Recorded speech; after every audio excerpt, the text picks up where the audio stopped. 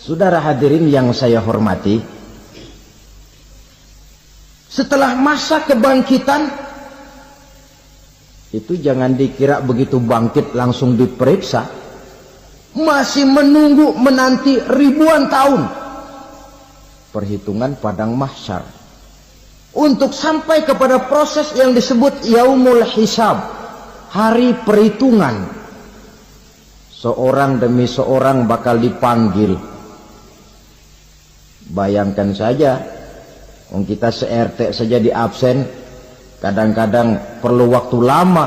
Ini manusia sejak zaman Nabi Adam sampai datang hari kiamat, satu demi satu disidang di hadapan Qadhi Rabbul Jalil. Status sosial copot sudah waktu itu. Yang pernah jadi hartawan di situ tidak lagi kelihatan kehartawanannya. Yang pernah jadi jenderal tidak lagi dipanggil jenderalnya. Yang ustadz tidak lagi dipanggil al-mukarramnya. Seluruh status sosial selesai. Dipanggillah kita seorang demi seorang menghadap Qadhi Rabbul Jalil. Bagaimana proses penghisaban itu?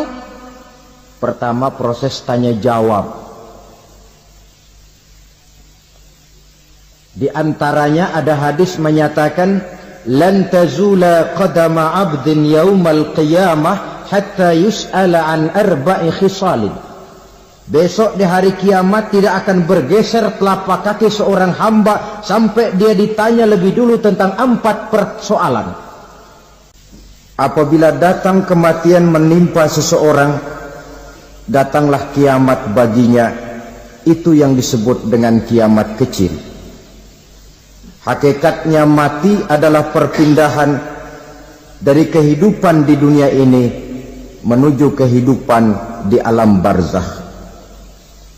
Menunggu kita di alam barzakh sampai datangnya saat kiamat. Entah 10 tahun, entah 100 tahun, entah 1000 tahun, hanya Allah saja yang maha tahu. Adapun orang-orang beriman yang melakukan amal kebajikan dalam kehidupan di dunia ini, masa penantian yang lama di alam barzakh buat mereka sebentar saja. Tetapi bagi orang-orang kafir yang ingkar, yang tidak beriman kepada Allah, yang hidup di dunia cuma menumpuk-numpuk dosa, tentu penantian di alam barzakh akan merupakan waktu yang sangat lama. Bukankah dalam kehidupan kita waktu itu memang relatif? Contoh misalnya, bagi pemuda-pemudi yang sedang duduk asyik memadu cinta, waktu 4-5 jam saja rasanya cuma 4-5 menit. Tenggelam oleh keasikan. Tapi buat orang yang berbaring di rumah sakit, meratap di balik-balik apa itu tembok derita kata lagu, di balik dinding-dinding penjara, sehari bagai seminggu, seminggu rasa sebulan, sebulan boleh jadi rasa setahun. Penantian yang sangat lama. Kapan kiamat itu akan datang?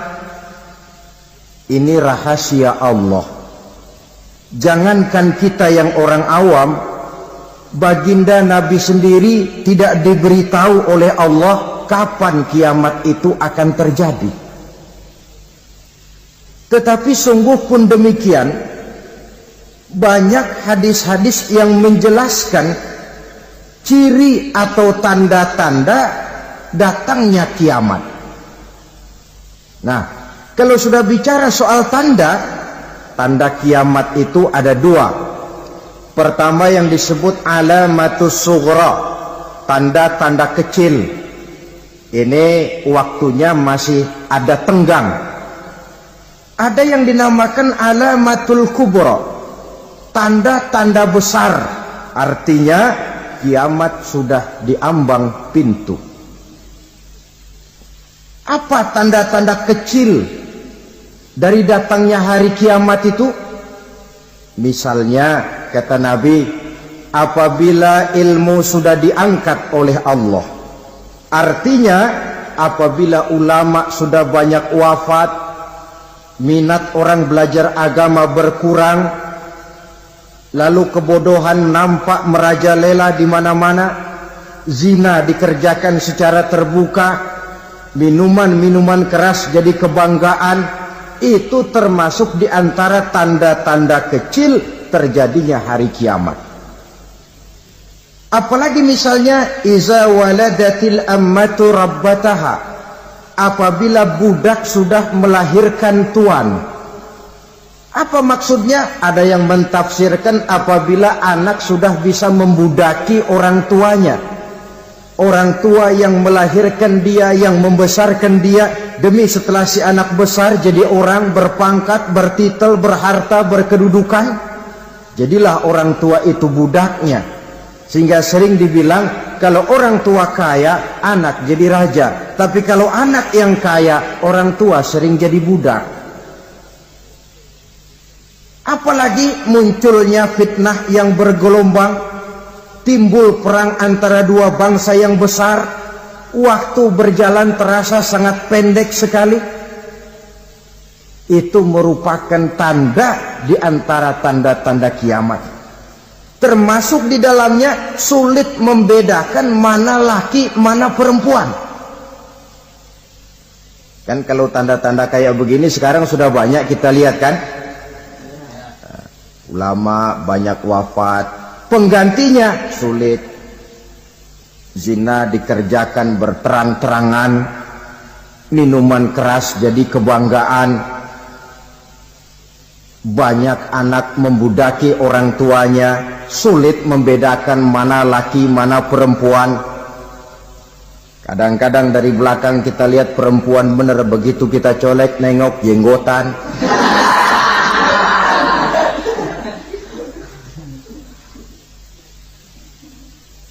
Ini termasuk tanda-tanda kecil, masih ada tenggang sampai akan terjadinya kiamat itu. Nah, yang dimaksud dengan tanda-tanda besar, ini tanda besar artinya kiamat sudah di ambang pintu. Pertama, matahari terbit dari sebelah barat. Apabila matahari sudah terbit dari arah sebelah barat, tertutuplah sudah pintu taubat.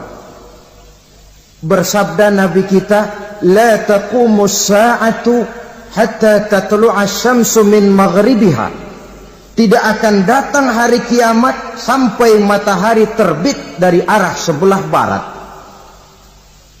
Fa iza tala'at, manakala matahari telah terbit dari arah sebelah barat, wara'ahan nasu, manusia banyak menyaksikan itu, amanu ajma'un, mereka pun lalu beriman. Yang tadinya kafir, yang tadinya ingkar, yang tadinya membangkang, setelah melihat matahari terbit dari sebelah barat, buru-buru beriman, berlomba-lomba mengucap dua kalimat syahadat. Tapi apa yang terjadi? Kata Nabi, wadzalika hina la yanfa'u nafsan imanuha lam takun amanat min qabl. Hari itu adalah hari yang iman sudah tidak berguna lagi bagi seseorang apabila sebelumnya memang dia tidak pernah beriman. Au kasabat fi imaniha khaira, atau beriman tetapi tidak pernah melakukan kebajikan di dalam keimanannya itu. Hari yang sudah kasib, hari yang sudah terlambat, beriman tidak akan ada gunanya lagi. Ini pelajaran buat kita. Sebelum sang surya terbit dari sebelah barat, sebelum nafas sampai di tenggorokan, artinya pintu taubat masih terbuka.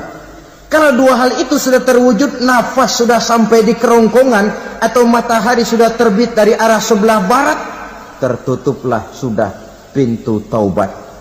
Tak ada lagi gunanya pangkat, jabatan, harta, bahkan beriman pun dalam suasana macam itu. Too late, kata orang Kulon. Sudah terlambat. Matahari terbit dari arah sebelah barat. Itu tanda besar, artinya kiamat sudah di ambang pintu. Lalu apalagi tanda besar? Munculnya Dajjal. Dajjal artinya pendusta-pendusta yang menyesatkan manusia. Ada dua macam Dajjal, saudara. Ada Dajjal kecil. Ini Dajjal kelas teri. Kalau ini sejak zaman Rasulullah sudah ada itu. Tiap zaman ada. Di zaman Rasulullah misalnya ada yang bernama Aswad al-Unsi dari Yaman. Ada yang namanya Musailamah al-Kazzab dari Yamama. Ada yang namanya Ibnu Sayyad dari Madinah. Ini Dajjal-Dajjal di zaman Rasul. Musailamatul Kazzab memproklamirkan diri jadi nabi dia. Di zaman Rasul masih hidup. Ini Dajjal zaman Nabi. Di zaman sahabat muncul Dajjal-Dajjal. Di zaman kita sekarang ini Dajjal-Dajjal pun gentayangan. Dajjal-Dajjal kelas teri. Kerjanya mendustakan manusia, menyesatkan manusia, memalingkan manusia dari jalan yang benar dan diridhoi oleh Allah Subhanahu wa taala. Adapun yang merupakan tanda besar dari datangnya kiamat, Dajjal-Dajjal kelas kakap. Pembohong-pembohong besar yang menyesatkan masyarakat manusia berpaling dari jalan Allah mengikuti jalan mereka. Apa sih ciri Dajjal itu? Kata Nabi dalam hadis Bukhari Muslim, "Inna Dajjala", sesungguhnya yang namanya Dajjal itu yakhruju, satu saat akan muncul mendekati hari kiamat. Wa inna ma'ahu ma'an, si Dajjal ini membawa air. Wa naran, dan juga membawa api. Dua simbol. Di tangan yang satu dia bawa air, di tangan yang satu dia bawa api. Wa ammal ladzi yarahu an-nasu ma'an fanarun. Adapun yang orang banyak lihat air, hakikatnya adalah api. Yang dilihat api, hakikatnya adalah air. Oleh sebab itu, kalau api yang ditawarkan, ambillah air. Kalau air yang ditawarkan, pilihlah api. Maksudnya apa ini? Ini bahasa simbol, saudara-saudara. Dajjal bicaranya seolah-olah untuk kepentingan manusia, menawarkan surga. Surga yang dia tawarkan hakikatnya neraka. Hai manusia, kalau kau mau bahagia, jangan dekat-dekat dengan agama. Solat itu tidak efektif dan efisien, tidak produktif dari segi ekonomi itu. Menghadiri majelis taklim cuma buang-buang waktu. Tahajud, tasbih, tahlil, baca Quran, apa itu? Pekerjaan mubazir saja. Hidup ini cuma sekali, masa yang cuma sekali, manfaatkan dengan sebaik-baiknya. Mumpung. Dibawanya sifat mumpung, tetapi dalam pengertian yang sangat negatif. Bicaranya seolah-olah untuk kepentingan manusia, tetapi sebenarnya menjerumuskan manusia. Menawarkan air, tapi sebenarnya api. Menawarkan api, tapi hakikatnya air. Buat apa kamu sholat? Buat apa kamu bayar zakat? Buat apa kamu puasa? Surga yang dicanangkan Dajjal, hakikatnya neraka. Neraka yang digambarkan Dajjal, pada dasarnya adalah surga. Jadi memutarbalikkan fakta itu kerjaan Dajjal. Yang hak jadi batil, yang batil dibilang hak, yang benar jadi salah, yang salah malah jadi benar. Tuntunan disuruh jadi tontonan, tontonan malah menjadi tuntunan. Itu pekerjaan Dajjal profesinya. Zamannya Nabi Adam, Dajjalnya kan iblis. Betul? Betul. Apa sih gang kerayuan iblis itu? Allah setelah menciptakan Nabi Adam kan bilang, Adam, kau dan istrimu Hawa tinggal di surga ini. Seluruh fasilitas yang ada di surga persilahkan kau nikmati. Satu yang tidak boleh, jangan coba-coba dekati pohon khuldi. Dekat saja jangan, apalagi sampai memetiknya. Datang Dajjal yang namanya iblis ini. Adam, kamu tahu nggak kenapa tidak boleh makan buah khuldi? Ya nggak tahu, pokoknya saya dilarang. Bodoh kamu, Dam. Khuldun artinya kekal. Kalau kamu makan itu buah, kau akan kekal di surga buat selamanya. Allah tidak kepengen, maka dilarang kamu makan buah khuldi. Kalau kau ingin kekal di surga, Adam, makan saja. Saya bicara begini ini untuk kepentingan kamu, Adam. Ini kan ciri-ciri Dajjal. Bicaranya sih seolah-olah untuk kepentingan Nabi Adam. Hakikat sebenarnya menjerumuskan Nabi Adam supaya ingkar dan melanggar larangan dari Allah Subhanahu wa ta'ala. Jadi setelah muncul Dajjal, timbul kekacauan-kekacauan di masyarakat. Banyak yang terpengaruh, terpedaya dan terpesona. Termasuk mereka yang memproklamirkan diri jadi nabi. Mereka yang memproklamirkan diri jadi rasul di zaman sesudah Rasulullah wafat, itu adalah Dajjal-Dajjal.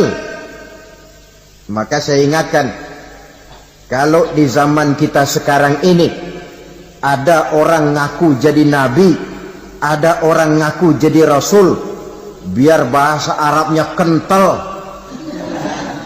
Quran hafal, hadis ribuan hadis hafal, biar pakai serban sampai menyengser ke tanah, bahasa Arabnya fasih, tapi dia mengaku jadi nabi, jadi rasul. Kita umat Islam wajib tidak percaya, wajib untuk tidak percaya. Itulah Dajjal-Dajjal zaman kita sekarang ini. Tidak mustahil mereka datang mempengaruhi orang-orang awam supaya berpaling dari Rasulullah, mengikuti mereka. Nah, di akhir zaman nanti, mendekati hari kiamat, Dajjal ini muncul, Dajjal kelas kakap, menyesatkan masyarakat manusia untuk berpaling dari Islam, mengikuti seruan mereka. Apalagi di antara datangnya kiamat itu, tanda yang besar itu, turunnya Nabiullah Isa Al-Masih, putra Maryam. Menurut berbagai hadis yang sahih, Nabi Isa Al-Masih nanti akan turun lagi. Tidak membawa risalah yang baru, tapi meluruskan risalah Islam ini yang telah banyak ditinggalkan oleh masyarakat. Bahkan ada hadis menjelaskan beliau akan membunuh Nabi, mematahkan kayu-kayu salib, lalu melaksanakan haji dan umrah mengikuti syariat Nabi Muhammad, bukan membawa agama baru. Menjadi semacam mujaddid, reformer, menyelamatkan manusia dari bisikan Dajjal. Bahkan ada riwayat yang menjelaskan bahwa Nabi Isa berhasil mengalahkan Dajjal, mengembalikan masyarakat manusia kembali kepada ajaran Islam yang datang dari Allah, dibawa oleh Rasulullah Sallallahu Alaihi Wasallam. Dengan kata lain, turunnya Nabi Isa bukan sebagai Nabi dan Rasul baru, tetapi mengikuti syariat Nabi kita Muhammad Sallallahu Alaihi Wasallam. Saudara hadirin, ibu-ibu hadirat yang saya hormati, kemudian apalagi di antara tanda-tanda besar akan datangnya kiamat itu? Keluarnya asap atau awan. Kata Nabi, inna min asrati sa'ah dukhanan yamla'u ma bainal masyriqi wal maghrib. Di antara tanda-tanda kiamat, munculnya awan atau asap yang memenuhi antara langit dan bumi. Ini pun diperkuat dalam surah Ad-Dukhan ayat 10. Fartaqib yauma ta'ti as-sama' bidukhanin mubin fayughshan nas hadza azabun alim. Bagi orang-orang yang beriman, mereka biasa-biasa saja. Tapi bagi orang kufur, datangnya asap dan awan ini merupakan azab yang kelewat pedih. Barangkali sedikit mendekati gambaran tentang azab yang pedih ini, saya ingatkan alam pikiran kita kepada peristiwa yang belum lama terjadi. Pernah dengar berita bocornya reaktor nuklir di Chernobyl, Uni Soviet? Pernah dengar? Bocornya reaktor nuklir di Chernobyl yang mengakibatkan ratusan bahkan sangat mungkin ribuan nyawa. Cuma satu reaktor. Bagaimana kalau seluruh cadangan nuklir yang dimiliki oleh para negara adikuasa ini diledakkan? Bahkan yang konon menurut catatan, cadangan nuklir yang dimiliki bersama oleh Amerika dan Rusia sekarang ini sudah sanggup memusnahkan 6 miliar manusia. 1,5 kali lebih banyak dari jumlah manusia yang nongkrong di permukaan bumi ini. Saudara-saudara hadirin yang saya hormati, lalu saat mendekati hari kiamat, apalagi tandanya setelah Nabi Isa wafat, pada saat turunnya yang kedua kali, lalu Allah meniupkan angin sejuk. Semua orang-orang beriman, orang-orang baik wafat, sehingga penghuni bumi ini cuma tinggal lagi terdiri dari orang-orang kafir. Tidak ada lagi di bumi ini yang bisa mengucapkan Allah. Sehingga dalam hadis qudsi itu ada keterangan, Innallaha azza wa jalla yaqulu li Israfil. Allah pernah pesan kepada malaikat Israfil, kata Allah, Israfil, iza sami'ta qailan yaqul Allah Allah fa akhirin nafah 40 sanatan ikraman liqailiha.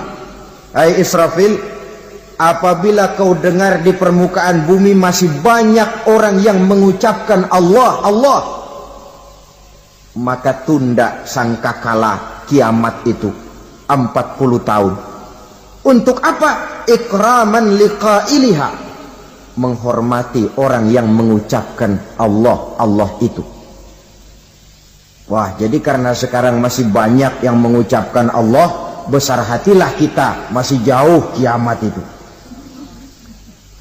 Tapi jangan lupa, kiamat pribadi, kiamat kecil itu yang gak kita sangka-sangka. Ajal datang mencabut nyawa, itu kiamat pribadi. Dan itu yang pasti kita hadapi, dan itu yang membuat kita tidak boleh bersikap main-main di dalam kehidupan sekarang ini. Saudara hadirin yang saya hormati, tidak ada lagi orang-orang muslim. Seluruh penduduk dunia ini kafir. Lalu terciptalah struktur sosial yang berlandaskan prinsip hidup semau gue. Bakal terjadilah prinsip di mana yang kaya menyantap yang miskin, yang kuat menindas yang lemah. Hidup sudah bagaikan di rimba belantara. Berlaku hukum rimba, siapa yang kuat dia yang menang, siapa yang lemah menjadi mangsa. Timbul kekacauan, maksiat merajalela, munkarat menjadi-jadi, sehingga isi bumi ini penuh dengan segala macam perbuatan dosa. Tidak ada perlunya lagi alam diperpanjang temponya. Datang saat yang sudah dijanjikan oleh Allah Azza wa Jalla, maka terjadilah yang disebut kiamat kubra, kiamat besar, kiamat hancur-hancuran. Bagaimana kejadian ini dimulai?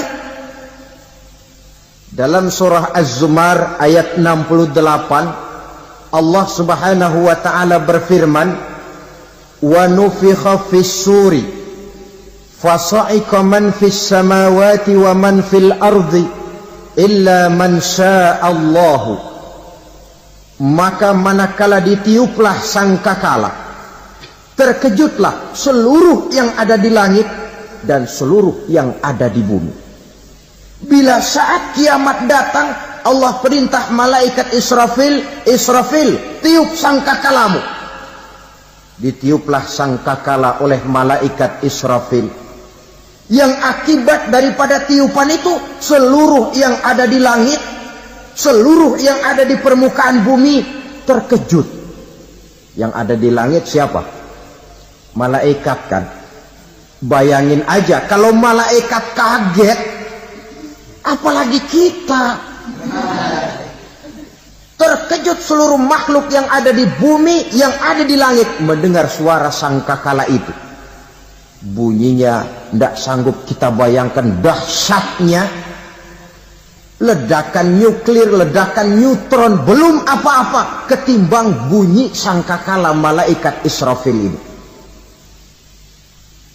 Nah, lalu mendengar bunyi sangkakala ini, gemparlah makhluk, kacaulah alam. Bumi gempa, planet-planet bertabrakan, gunung meletus, air laut tumpah ke darat, angin topan bertiup, halilintar menyambar. Lalu semua yang bernama hidup mati total. Mati bareng tanpa persiapan. La haula wa la quwata illa billah. Saya kadang-kadang dalam tafakur bermohon, ya Allah, mudah-mudahan saya enggak nemuin kiamat beneran. Ngeri. Tidak bisa kita bayangkan macam apa suasana seperti itu. Allah saja banyak memberikan gambaran, misalnya Al-Qari'ah, wa mal qari'ah, wa ma adraka mal qari'ah. Kejadian yang menggemparkan. Tahukah kamu apa kejadian yang menggemparkan itu? Yauma yakunun nasu kal farasil mabsus wa takunul jibalu kal ihnil manfus. Pada saat itu manusia berterbangan bagai kupu-kupu. Gunung berterbangan seperti kapas ditiup angin. Gunung saja macam kapas, konon lagi manusia. Kematian total, mulai semut sampai gajah mati,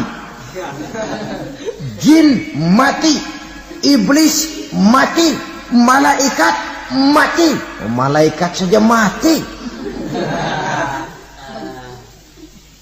Saudara hadirin yang saya hormati, kematian total yang tanpa persiapan. Orang bilang, Pak, kalau mati bareng begitu yang repot malaikat maut dong ya. Cabut sana, cabut sini. Itu kalau menurut logika kita, mestinya begitu menurut logika. Tapi logika juga yang bilang nggak perlu serepot itu. Sebab untuk mematikan listrik di wilayah DKI, di wilayah Jakarta, nggak perlu tiap rumah didatengin matiin, ya lama.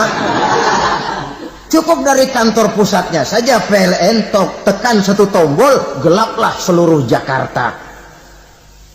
Saudara hadirin yang saya hormati, kematian total. Lalu setelah kematian total, planet-planet juga mati, dalam arti tidak bergerak dan beredar. Angin mati, dalam arti tidak bertiup. Air mati, dalam arti tidak ada riak gelombang. Pokoknya semua mati. Kullu nafsin za'iqatul maut, semua yang bernafas mati. Dalam ayat lain, kullu man 'alaiha fan, semua yang ada di permukaan bumi fana. Yang kekal cuma Allah Subhanahu wa ta'ala. Yang paling belakang mati malaikat maut dan malaikat Israfil. Tapi mati juga sesuai dengan janji Allah. Menurut hadis Bukhari Muslim dari Abi Hurairah, masa tenggang waktu antara kematian total pada tiupan sangkakala pertama dengan proses kebangkitan pada tiupan sangkakala kedua 40 lamanya. Tidak dijelaskan oleh Abi Hurairah 40 jam, apa 40 hari, apa 40 tahun. Hadis-hadis cuma menyebutkan 40 saja. Sunyi alam, yang tinggal cuma Allah saja lagi. Ketika itu Allah berseru-seru, katanya, limanil mulkul yauma, siapa para penguasa hari ini? Mana itu raja-raja dan penguasa yang dulu mengaku jadi Tuhan? Fir'aun, mana Fir'aun sekarang? Yang dulu jadi raja, merasa berhasil, sombong, lalu tidak mau turun-turun dari kekuasaannya, sampai kepada puncak kekurang ajarannya mengangkat diri jadi Tuhan. Mana itu Fir'aun? Namrus, mana sekarang Namrus?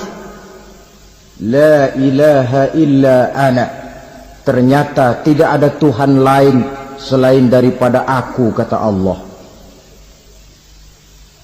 Proses kemudian, saudara-saudara, turunlah hujan dari langit. 40 lamanya hujan itu. Tidak jelas juga 40 jam apa 40 hari. Setelah air turun membasahi, datanglah tiupan sangkakala yang kedua.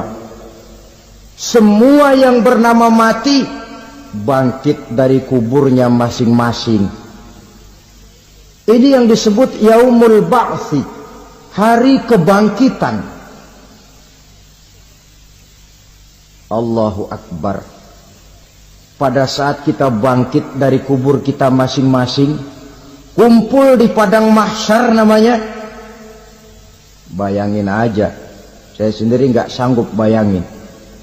Manusia sejak zaman Adam sampai zaman kiamat kumpul bareng di tempat sama. Berapa banyaknya itu?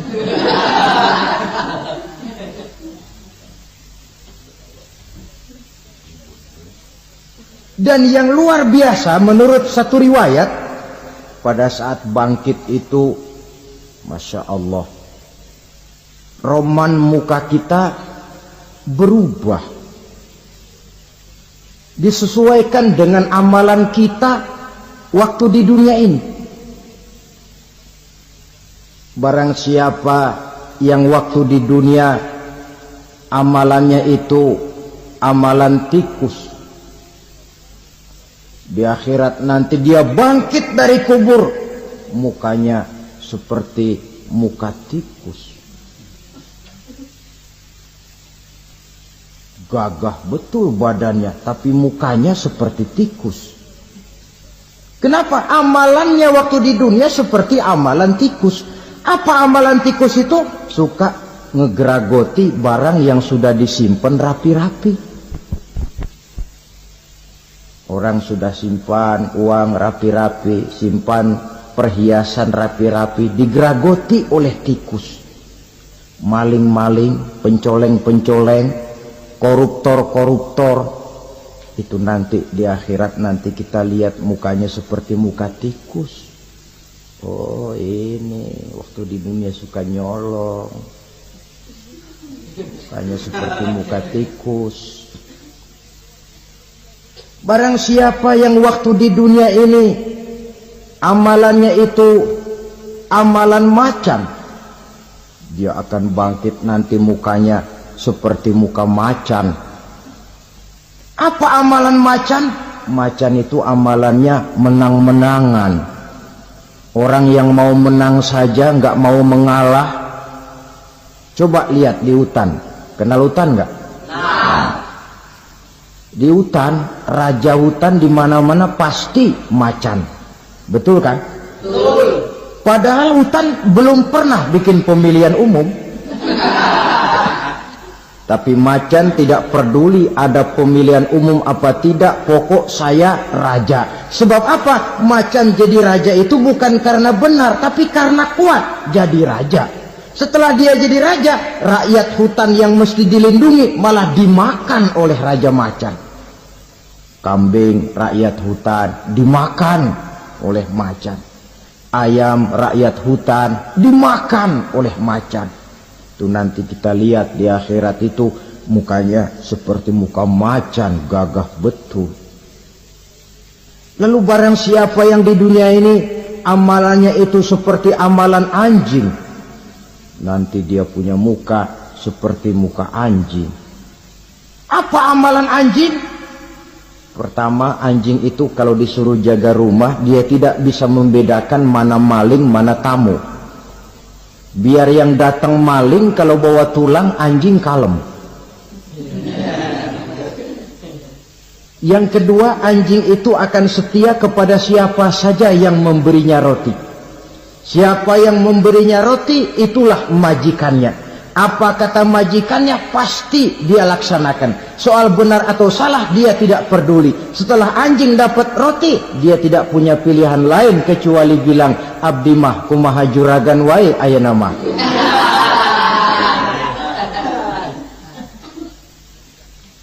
Saudara hadirin yang saya hormati, berkumpul di padang mahsyar, tiap orang sibuk dengan persoalannya masing-masing. Matahari waktu itu didekatkan oleh Allah, panas luar biasa. Ada yang saking panasnya itu mencucurkan peluh keringat sampai sebatas mata kakinya. Ada yang keringatnya sampai sedengkulnya, ada yang keringatnya sampai sepusatnya, ada yang keringatnya mengalir sampai sebahunya. Ada yang kelelap oleh keringatnya sendiri, sementara orang di sampingnya enggak apa-apa. Bergantung lagi amalan dia waktu di dunia ini. Saudara-saudara, sebagian orang dalam kepanikan padang mahsyar berombong-rombong datang mereka menghadap Nabi Adam. Ya Adam, anta abal bashar. Hai Adam, Tuhan adalah bapak moyang manusia. Kami sebentar lagi akan disidang, dimintakan pertanggungan jawab. Tolonglah kami, hai Adam. Kata Nabi Adam, jangankan nolongin sampean, saya sendiri tanggung jawab di hadapan Allah. Ketika dulu tidak boleh makan khuldi, saya serobot. Sudahlah, urus diri masing-masing saja, nafsi. Begitu kata Nabi Nuh, begitu kata Nabi Ibrahim. Tiap orang bertanggung jawab sendiri-sendiri. Ketika itulah saudara-saudara, nikmatnya menjadi umat Nabi besar Muhammad sallallahu alaihi wasallam. Sebab apa? Walaupun menurut abjad kita ini umat paling belakang, kan paling belakang kita ini toh, karena Nabi Muhammad adalah Nabi akhir. Tapi akan dihisap lebih dulu, lewat di atas sirat lebih dulu, masuk surga lebih dahulu ketimbang umat-umat belakangan. Ketika Rasul mendekati ajal, beliau tanyakan itu kepada malaikat Jibril. Malaikat Jibril berkata, Muhammad jangan khawatir, Allah sudah berjanji, inni haramtul jannata ala sairil anbiya hatta tadkhulaha anta. Wa haramtuha ala sairil umami hatta tadkhulaha ummatuka. Surga aku haramkan buat seluruh nabi kecuali kalau engkau Muhammad sudah masuk ke dalamnya. Dan surga aku haramkan buat seluruh umat kecuali kalau umatmu Muhammad sudah masuk ke dalamnya.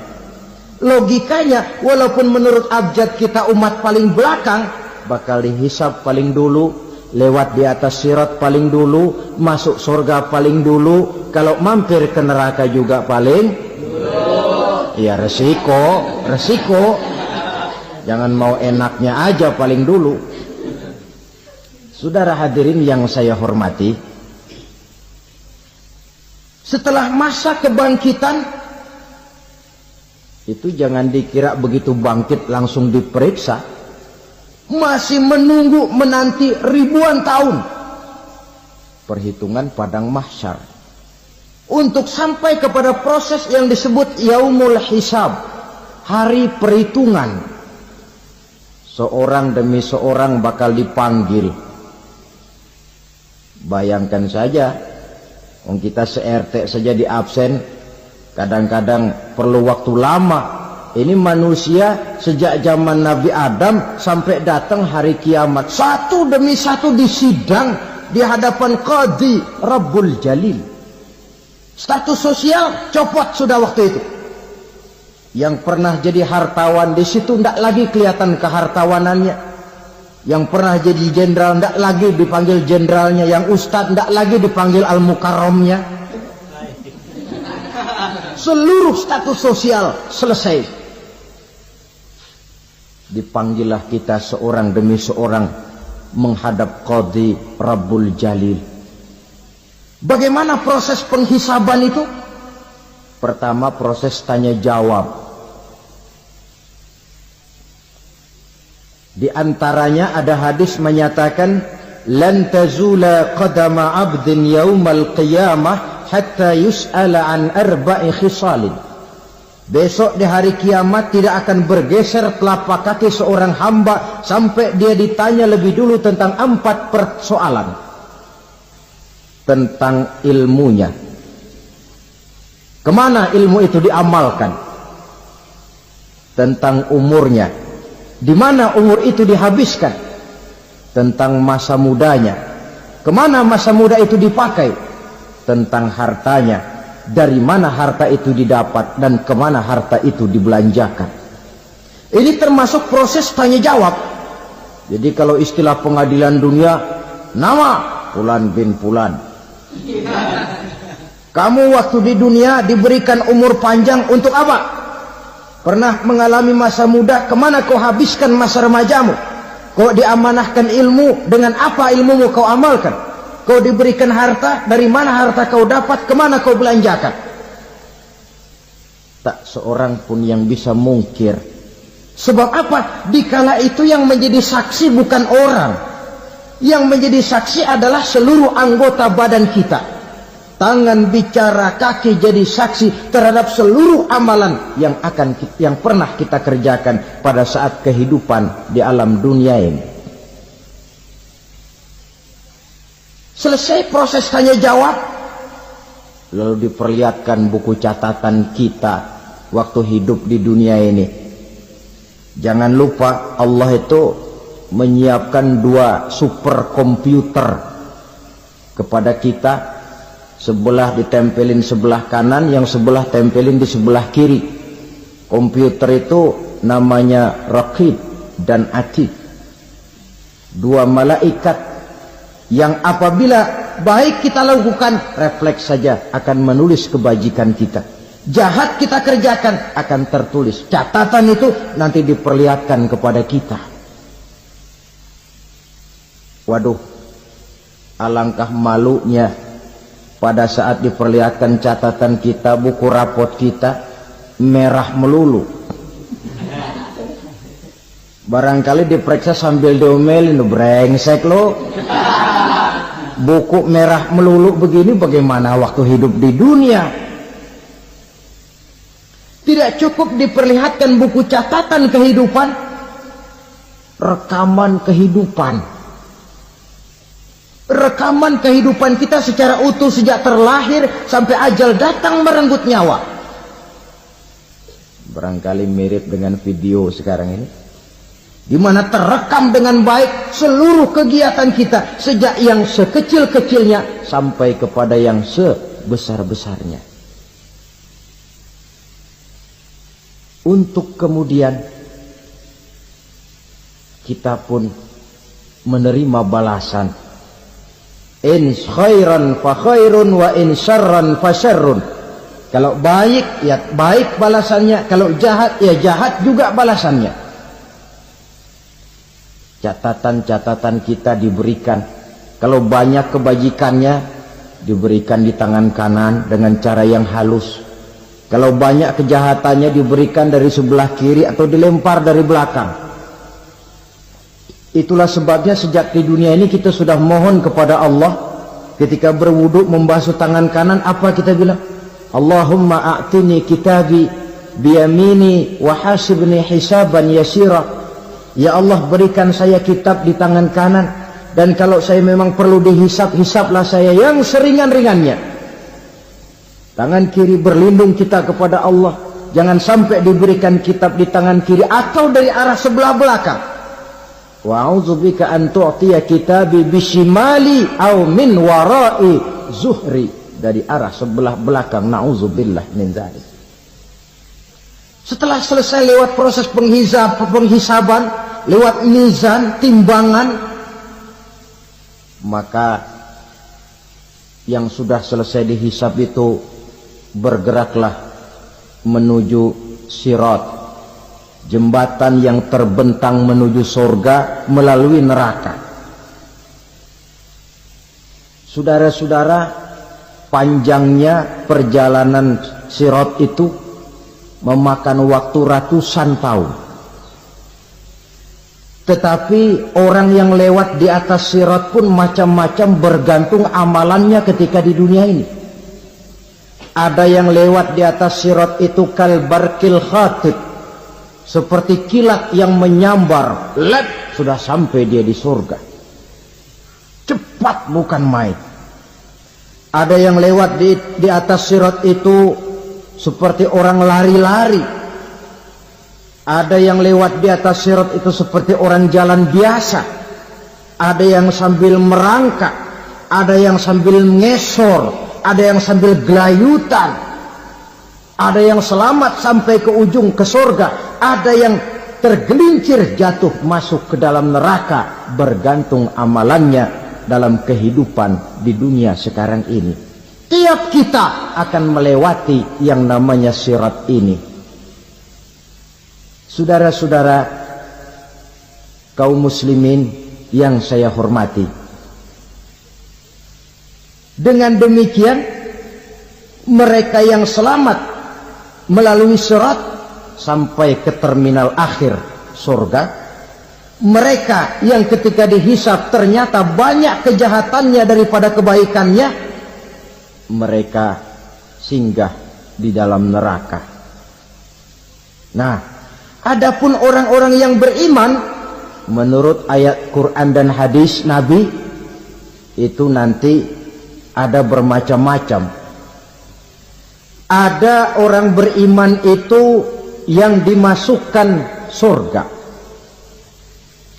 Ada orang beriman itu yang dimasukkan ke dalam surga. Ada orang beriman itu yang disebut penduduk surga. Kenapa lain-lain, Pak? Karena waktu di dunia amalannya juga lain-lain. Ada orang beriman yang masuk surga. Ini paling murah tiketnya. Mau masuk surga? Kata Nabi begini, ma min abdin qala la ilaha illallah thumma mata ala dhalik illa dakhalal jannah. Kalau seorang hamba sudah mengucap dua kalimat syahadat, dia yakin dengan kebenaran kalimat itu sampai matinya, orang itu akan masuk surga. Abi Dzar yang waktu itu diajak bicara heran, ya Rasul kok gampang betul? Iya. Walaupun orang itu mencuri, iya. Walaupun orang itu berzina, iya. Biar dia mencuri, biar dia berzina, kalau dia sudah mengucap dua kalimat syahadat, dia yakin dengan kebenaran kalimat itu sampai matinya, itu orang akan masuk surga. Jadi masuk surga cukup dua kalimat syahadat, yakin sampai mati, masuk surga. Itu perkara masuk. Tapi kalau pertanyaannya diterusin, masuknya kapan, Pak? Nah, ini lain lagi urusannya. Sebab ada yang masuknya itu langsung, ada yang mampir dulu. Di sana tempat cuma dua, kalau tidak surga, neraka. Mau ke surga tapi mampir dulu, yang mampirnya jelas di neraka. Kenapa? Dalam hadis qudsi ada riwayat, nanti itu di akhirat, setelah Allah selesai mengatur penduduk surga masuk surga, yang neraka masuk neraka, Allah berkata kepada malaikat Malik, malaikat Malik, labaik ya Allah, itu bajingan-bajingan tengik, manusia-manusia durjana yang waktu di dunia tidak mau sujud, jauh dari ulama, gemar melakukan yang munkarat dan maksiat, hidup di tengah masyarakat selalu jadi bibit keonaran. kufur, sudah masuk neraka semua? Sudah ya Allah. Nah, kalau sudah, coba sekarang kamu masuk, Malik. Saya, iya, masuk neraka. Mau apa ya Allah? Kata Allah, akhriju minan nar man kana fi qalbihi misqala habatin min khardalin min iman. Kau masuk neraka, cari di dalam neraka orang-orang yang ada imannya walaupun kecil sebesar biji zarah, angkat mereka keluar. Masuk malaikat Malik ke neraka, cari orang yang ada imannya, korek-korek. Ya repot, udah pada gosong. Yang ada imannya diangkat ke atas, yang ada imannya diangkat ke atas, lalu dimandikan di Nahrul Hayat, namanya sungai kehidupan di akhirat nanti. Cakep lagi rupanya, bersih lagi wajahnya, apel di hadapan Allah. Kata Allah, bagaimana mas? Kapok nggak sampean? Kapok ya Allah. Nah, kalau kapok, idhab fadkhulil jannah, pergi masuk surga sana.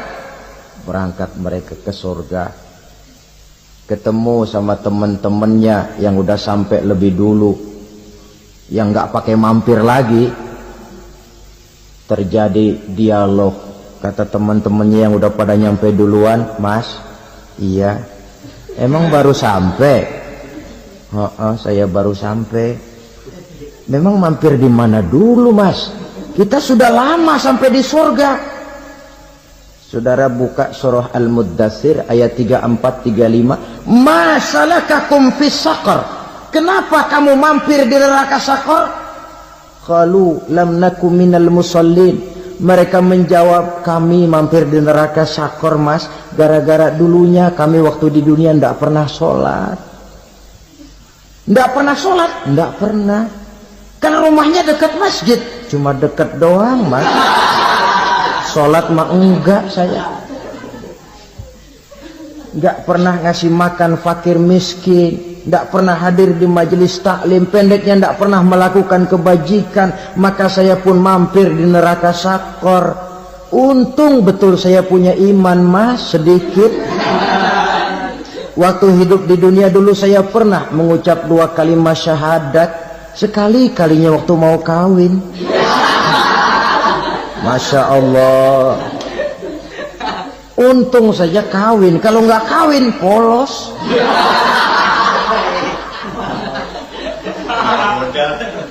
Itu juga pengulu sudah setengah mati ngajarin.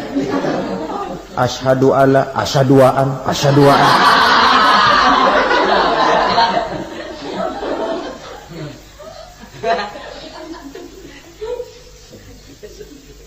Ini namanya masuk surga, ada mampir dulu. Ada pula orang mukmin itu yang dimasukkan surga. Namanya dimasukkan kan terima beres. Saya masuk ke rumah, jalan sendiri, cari tempat sendiri. Saya dimasukkan ke dalam rumah, terima beres, pokok ada di dalam, itu dimasukkan namanya. Nggak pakai mampir. Tapi tentu tiketnya lebih mahal ketimbang yang pertama tadi. Apa kata Allah? Innal ladzina amanu wa amilus salihat la ukaffiranna anhum sayyi'atihim wa la udkhilannahum jannah. Sesungguhnya orang-orang yang beriman kemudian beramal soleh, kami hapuskan segala dosa dan kesalahannya, kami masukkan mereka ke dalam surga. Lihat ayatnya. Allah yang memasukkan, kita yang dimasukkan. Tidak pakai transit, tidak usah mampir.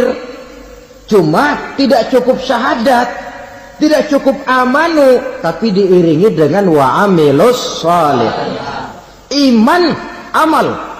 Tidak cukup syahadat, lalu dibuktikan dia sholat, dia zakat, puasa, lalu dia melakukan berbagai macam kebajikan. Ini yang menyebabkan dia tidak pakai mampir di tempat yang bernama Saqar. Lalu ada pula orang mukmin itu yang disebut penduduk surga. Wah, ini sudah VIP ini. Ashabul jannah, penduduk surga. Siapa mereka? Kata Allah, innal ladzina amanu summa istaqamu Fala khaufun 'alaihim wa la hum yahzanun. Ulaika ashabul jannah hum fiha khalidun. Sesungguhnya orang-orang yang beriman lalu istiqamah tetap dalam melaksanakan perintah Allah, tidak goyang, tidak labil tapi stabil, istiqamah, mereka tidak takut dan tidak bersedih hati. Merekalah penduduk surga. Iman, istiqamah. Tidak punya duit, sembahyang. Banyak duit, sembahyang. Miskin, sembahyang. Kaya, tetap sembahyang. Istiqamah. Kadang orang kalau susah rajin ke masjid, banyak duitnya ngelihat masjid melengos. Itu yang dibilang waktu miskin hamba Allah, setelah kaya jadi hamba harta. Bergeser, tidak ada nilai istiqomahnya. Saudara-saudara, dengan begitu penduduk neraka itu dua. Ada penduduk permanen, ada penduduk yang semi permanen. Yang semi permanen orang-orang beriman yang mempunyai dosa besar. Mereka masuk ke neraka untuk menerima azab sesuai dengan dosanya. Bila selesai masa azab itu, mereka akan diangkat untuk ditempatkan kembali ke dalam surganya Allah Subhanahu wa ta'ala. Nah, dikala itulah saudara-saudara, ada yang disebut syafaat dari Rasulullah Sallallahu Alaihi Wasallam. Tapi tentu jangan lupa syafaat ini ibarat kain menambal dia. Kita punya kain bolong-bolong sedikit, syafaat yang menambal. Solat kita ada kurang dikit, sedekah kita ada campur riak dikit, amalan kita ada tidak karena Allah dikit. Kita berharap syafaat. Jadi biarlah kain masih bolong-bolong, yang penting punya kain. Tapi kalau kainnya tidak ada, yang ditambal apanya? Sholat tidak, puasa tidak, zakat tidak, berharap syafaat saja. Ya, terlalu berlebihan itu. Saudara hadirin yang saya hormati, apabila selesai proses penghisaban, proses penghitungan, maka dikala itulah manusia terbagi dalam dua kelompok besar. Fariqun fil jannah wa fariqun fis sa'ir. Sekelompok orang-orang beruntung yang masuk ke dalam surga, dan sekelompok lagi masuk ke dalam neraka. Akan memakan waktu untuk menceritakan sifat surga dan neraka, tapi insya Allah pada kesempatan pertemuan lain saya sampaikan. Namun sebagai gambaran umum cukuplah saya sampaikan sebuah hadis qudsi. Allah jelaskan, a'dadtu li'ibadiyas salihin ma la 'ainun ra'at wa la uzunun sami'at wa la khatara fi qalbil bashar. Aku sediakan buat hamba-hambaku yang soleh, yang tidak pernah terlihat oleh mata, tidak pernah terdengar oleh telinga, dan belum pernah terdetik dalam hati manusia. Jadi kenikmatan surga belum pernah dilihat mata, belum pernah didengar telinga, belum pernah terdetik dalam hati. Pedihnya azab neraka belum pernah terlihat mata, belum pernah terdengar telinga, belum pernah terdetik dalam hati. Saudara hadirin yang saya hormati, oleh karena itu sebagai uraian akhir daripada kiamat ini, marilah sama-sama kita memanfaatkan hidup dengan sebaik-baiknya, supaya jangan timbul penyesalan di hari kemudian nanti. Saudara-saudara kaum muslimin rahimakumullah, maksud utama daripada diutusnya Rasulullah sallallahu alaihi wasallam ke alam ini tidak lain adalah untuk memperbaiki akhlak manusia. 14 abad yang lalu, dari sebuah kota kecil yang tidak ada dalam peta, lahir satu proyek raksasa, proyek memperbaiki akhlak manusia. Di tengah-tengah dunia pada ketika itu, Eropa masih biadab, Afrika belum dikenal orang, Asia sungguh sangat terbelakang, dan semenanjung Arabia dari berbagai aspek kehidupannya dikenal sebagai masyarakat jahiliyah. 13 tahun pertama dari perjuangan selama periode Mekah, Apa yang dilakukan oleh baginda Rasul tidak lain adalah memperbaiki akhlak manusia kepada Allah Subhanahu wa ta'ala dengan menanamkan roh, jiwa dan semangat tauhid. Kita tahu bahwa masyarakat jahiliyah menyembah batu, menyembah patung, menyembah berhala yang mereka buat sesuai dengan kekayaannya masing-masing. 360 berhala di sekeliling Ka'bah merupakan bukti nyata dari sesembahan mereka. Yang kaya membuat berhala dari emas lalu disembah. Yang setengah kaya bikin patung dari perak lalu disembah. Yang hampir miskin bikin Tuhan dari kayu lalu disembah. Yang miskin benar tepung terigu diadonin lalu dibentuk seperti wujud seseorang, kemudian disembah. Dan apabila selesai nyembah, perutnya terasa lapar, Tuhannya habis dipretelin. Sepanjang sejarah kemanusiaan, cuma masyarakat jahiliyah saja yang sampai makan Tuhan.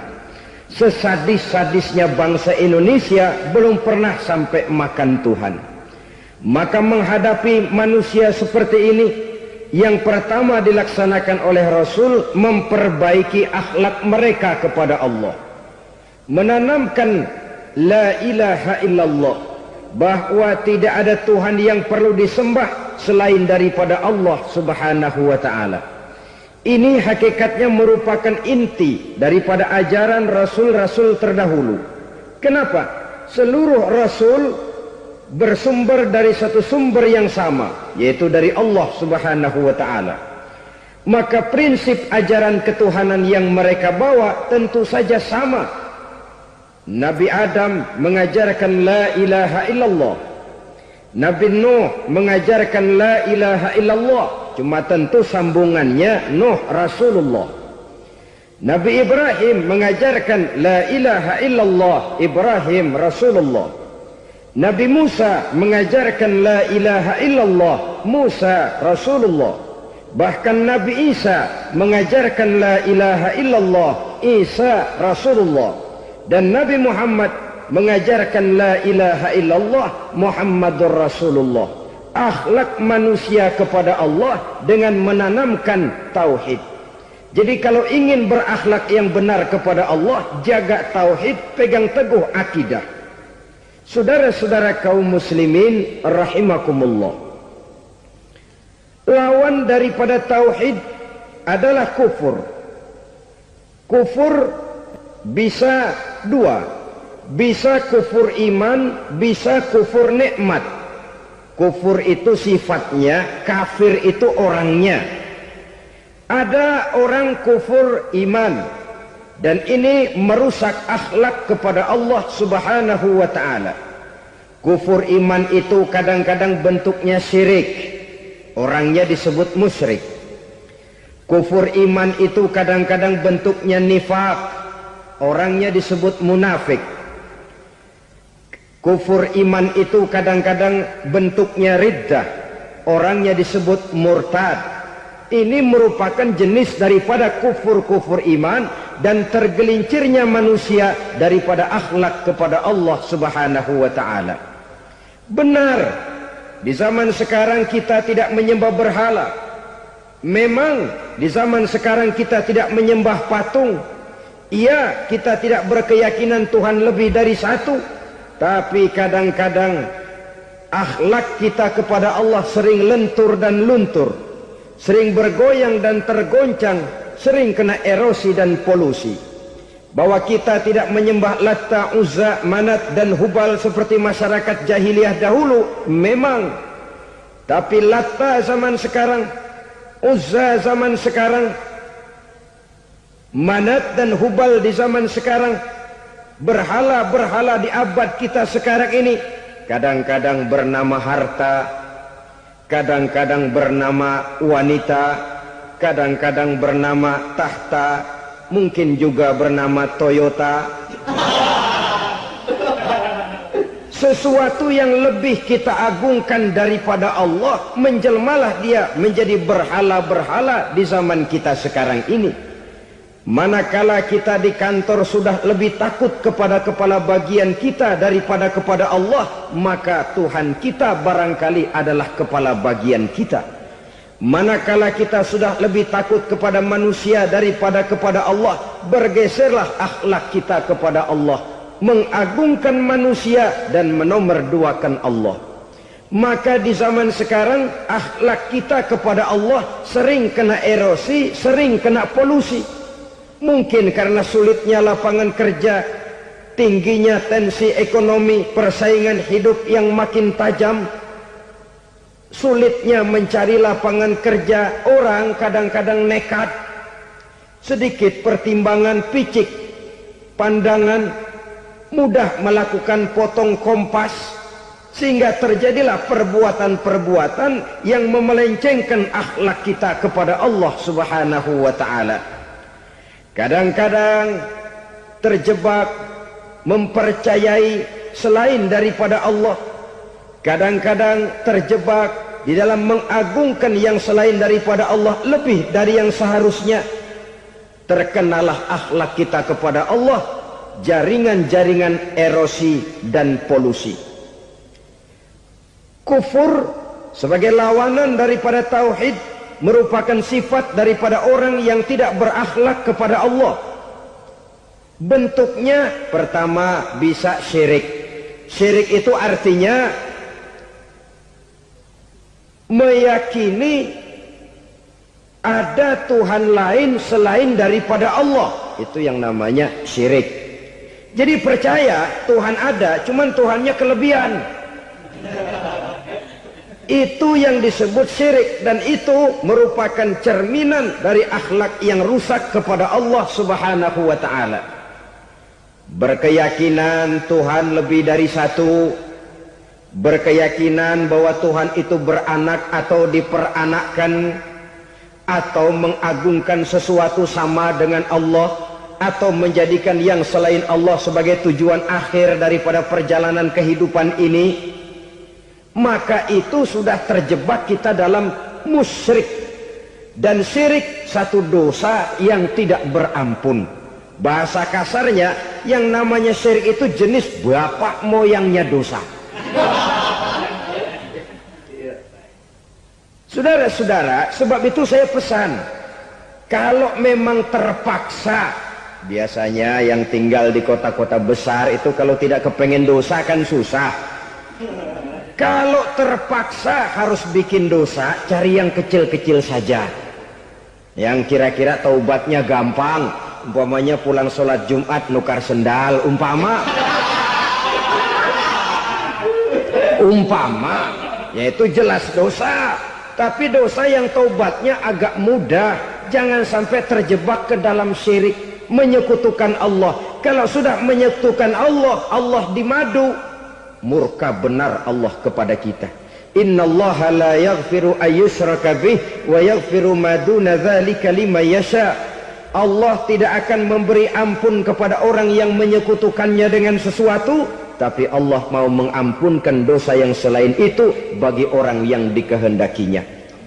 Jadi orang-orang yang sudah terjebak syirik, menyekutukan Allah, meyakini ada Tuhan lain selain daripada Allah, meyakini Tuhan beranak atau diperanakkan, bagaimanapun baiknya mereka di dunia, bagaimanapun sosial jiwanya, bagaimanapun pemurah tangannya memberikan santunan dan pertolongan kepada orang lain, kalau sudah syirik, seluruh nilai kebaikannya akan tidak ada gunanya lagi, karena tidak ada tempat nilai kebaikan itu bergantung. Sedangkan kita berbuat baik agar diterima oleh Allah. Kalau Allahnya marah kepada kita, siapa yang akan menerima nilai kebaikan itu sendiri? Ini bentuk yang pertama. Yang nyata-nyata menyembah berhala, syirik. Yang nyata-nyata beriktikad Tuhan lebih dari satu, syirik. Atau yang tersamar. Yang tersamar itu yang sering jadi penyakit kita. Saya sejak ada perkutut ini di rumah, perkutut, Saudara-saudara, yang merusak akhlak kepada Allah, yang merusak tauhid setelah syirik, bisa juga berbentuk nifak. Nifak itu sifatnya, orang yang punya sifat nifak disebut munafik. Asal katanya dari nafakun. Nafakun itu satu lubang yang punya dua muka, seperti goa, ada tempat masuk, ada tempat keluar. Maka munafik orang yang punya dua muka. Kalau bahasa kita, pandai bermain minyak di atas air. Manis jika berhadapan, balik belakang lain bicara. Sehingga apa yang dinamakan nifak, kata Imam Ali Al-Jurjani dalam kitab ta'rifatnya, izharul imanu bil lisan wa kitmanul kufri bil qalbi. Menyatakan, menampakkan iman dengan lidahnya, tapi menyembunyikan kekafiran dalam hatinya. Dengan kata lain, lidahnya mah iman, hatinya mah kafir.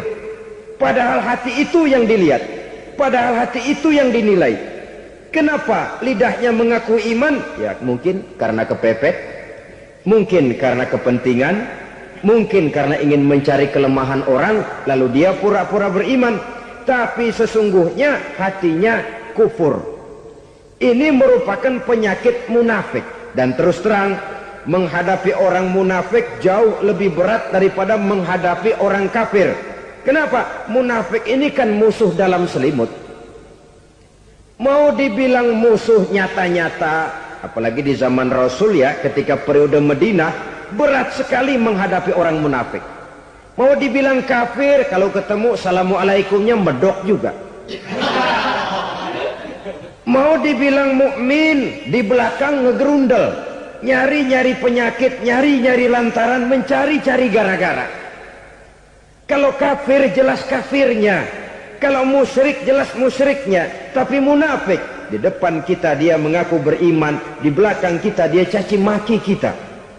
Maka demikian rupa watak orang munafik Allah benci betul. Sampai dalam Quran orang munafik itu divonis innal munafiqin fid darkil asfal minan nar. Orang-orang munafik di dasar jurang neraka yang paling bawah, keraknya neraka. Saudara-saudara kaum muslimin rahimakumullah. Sebab munafik sangat berbahaya. Membahayakan umat, membahayakan agama. Di depan kita mereka ngaku pura-pura beriman.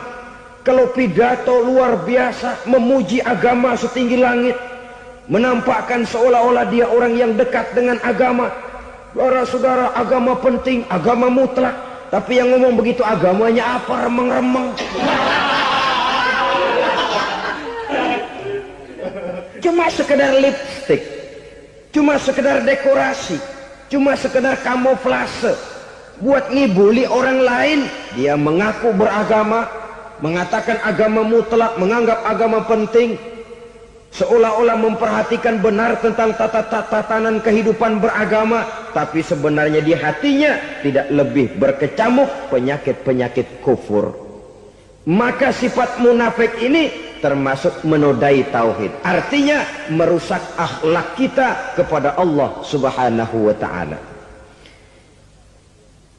Sifat yang ketiga yang juga merusak akhlak kita kepada Allah dinamakan riddah. Riddah itu sifatnya, orang yang punya sifat riddah disebut murtad. Murtad keluar dari Islam. Keluar dari Islam tentu tadinya di dalam Islam. Oleh satu perbuatan dia bisa menjadi murtad. Misalnya tadinya dia iman benar kepada Allah, tapi melarat. Kadang-kadang sehari masak, 3 hari libur. Akhirnya oleh kesulitan ekonomi dia tidak kuat. Ada yang menawarkan kebaikan, dibawain supermi, dibawain obat-obatan, diberikan beras. Goyah imannya. Keluar dia dari Islam, ikut agama orang yang memberikan pertolongan kepadanya, memilih kesenangan sebentar dengan mengorbankan kebahagiaan yang kekal. Maka orang semacam itu riddah sifatnya, murtad orangnya, keluar dari Islam. Dan yang menyebabkan kita murtad bukan cuma orang nyata-nyata memproklamirkan diri keluar dari Islam lalu mengikuti agama orang lain. Bukan cuma itu. Mengakui ada Rasul lagi sesudah Nabi Muhammad bisa menyebabkan kita murtad. Mengingkari nikmat Allah bisa menyebabkan kita murtad. Meyakini semua agama benar bisa menyebabkan orang menjadi murtad. Meragukan kesempurnaan dan kelengkapan Al-Quran bisa menyebabkan orang jadi murtad. Mengingkari sunnah bisa menyebabkan orang menjadi murtad. Banyak hal-hal yang bisa mendatangkan penyakit riddah dan membuat pelakunya menjadi murtad. Dan ini menodai akhlak kita kepada Allah Subhanahu wa ta'ala. Itu tadi kufur iman, saudara-saudara. Nyata-nyata mengingkari Allah, baik dalam bentuk syirik, nifak ataupun riddah. Kufur yang kedua dinamakan kufur nikmat. Apa itu kufur nikmat? Sitru nikmatil mun'im au ya'malu fi mukhalafatil mun'im.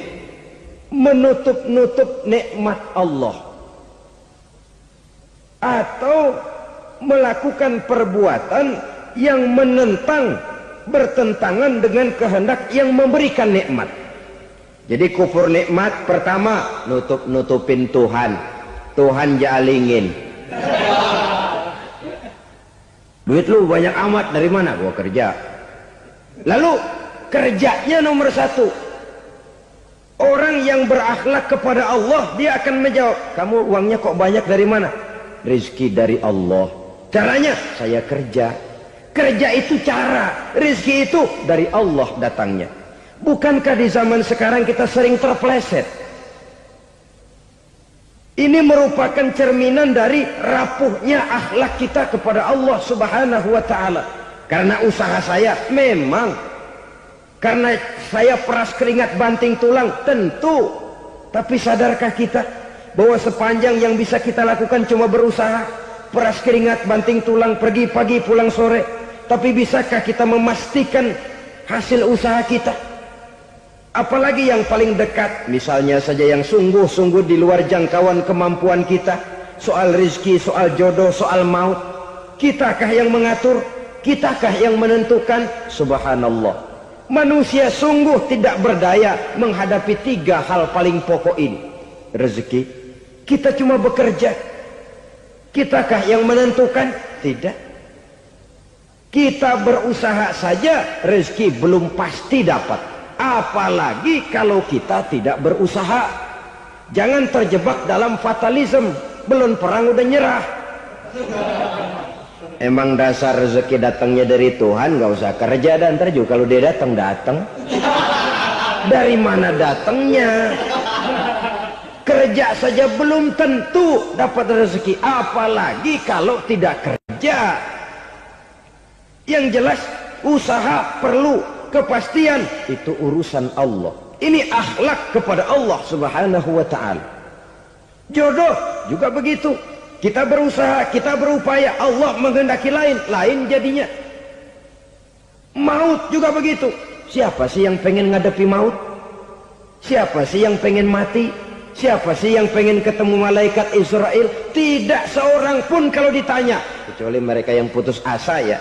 Kalau otaknya masih normal, mau mati mesti belakangan dulu dikit. Tapi yang satu itu, saudara, kalau dia sudah datang, tenaga mana yang bisa menolak? Kalau dia sudah berkunjung, kekuatan mana yang bisa menghindar? Kalau dia sudah ingin bertemu, kemana kita bisa melarikan diri? Manusia sepanjang yang dia lakukan hanya berusaha, tapi kepastian, ketentuan dari Allah Subhanahu wa ta'ala. Orang yang kufur nikmat, nutupin Allah. Dia merasa rezekinya adalah mutlak peras keringatnya. Seolah-olah Allah nggak punya peranan apa-apa di situ. Oh, ini kan saya bisa rumah begini karena saya kerja keras. Oh, ini mobil saya begini, saya kerja keras. Peras keringat, banting tulang, keras.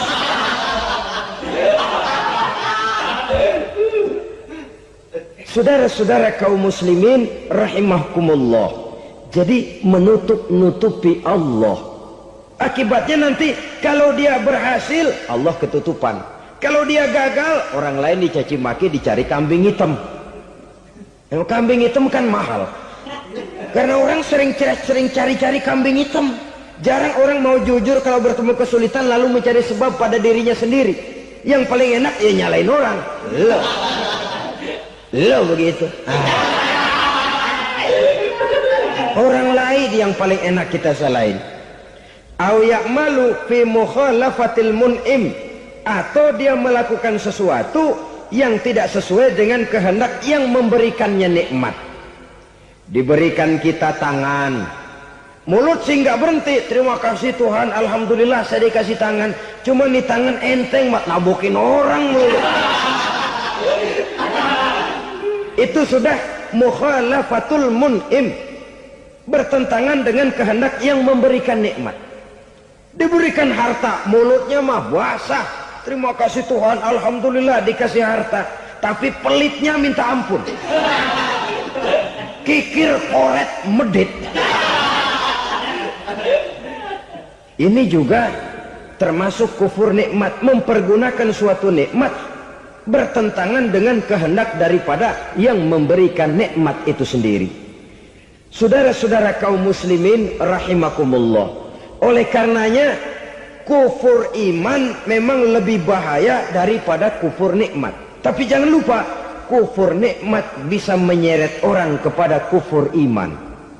Nah kalau Allah udah dialingin, Tuhan sudah dinomor duain, lama-lama kenapa dia tidak mendewakan dirinya sendiri, mendewakan pangkatnya, mendewa-dewakan otaknya, mendewa-dewakan kemampuannya? Pada awalnya dia memang cuma kufur nikmat, tapi lambat laun kalau ini tidak diobati, secara pasti orang akan mengarah kepada kufur iman. Bisa berbentuk syirik, bisa berbentuk nifak, bisa berbentuk riddah.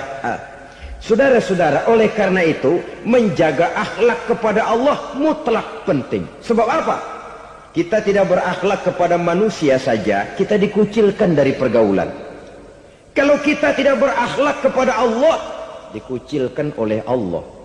Hadis qudsi menyatakan, man lam yashkur ala na'mai wa lam yasbir ala balai falyakhruj min tahtis samai falyatlub rabban siwaya.